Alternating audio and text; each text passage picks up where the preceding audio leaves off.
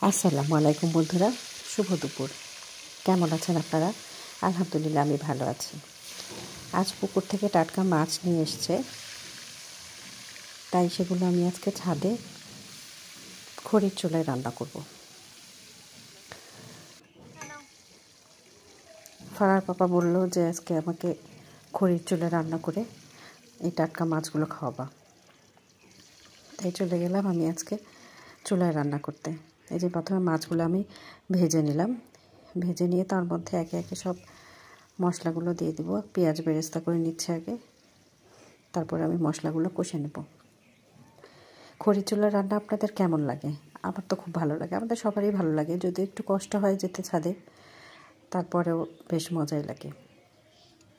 শীতের দিনে আগুনের সামনে রান্না করতে বেশ লাগে। আমি শীতের দিনে প্রায় সব সময়ই আমি ছাদে রান্না করার চেষ্টা করি। যে এখন মশলা দিয়ে দিচ্ছি, লবণ দিয়ে দিলাম, দিয়ে আমি সব বাটা মশলাগুলো দিয়ে দিচ্ছি। জিরা বাটা, আদা বাটা, রসুন বাটা দিয়ে দিছি। এখন টমেটো কুচি দিয়ে দিলাম। এখন আমি ভালো মতো এটা কষে নেব। কালারটাও বেশ সুন্দর আসছে, হলুদের রঙটা বেশ ভালোই ছিল।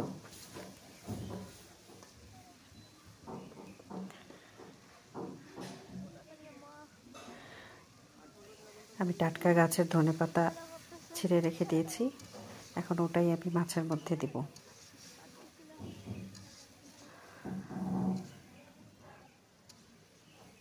তেলাপিয়া মাছটা ভালোই লাগে খেতে, একটু মিষ্টি মিষ্টি করে। মাছগুলো বেশ বড় বড় ছিল।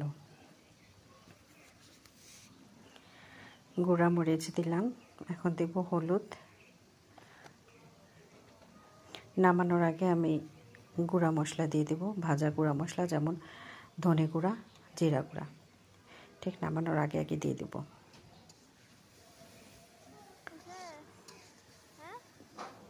মাছগুলো দেখেই বোঝা যাচ্ছে বেশ স্বাদ হবে, বড় তো।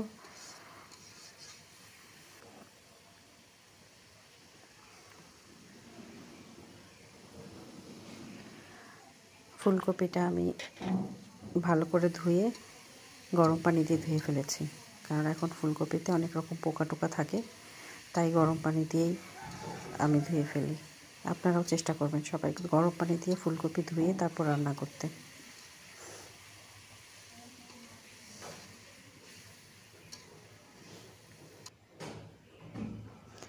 কষা হয়ে গেছে, আমি এখন মাছগুলো দিয়ে দিলাম।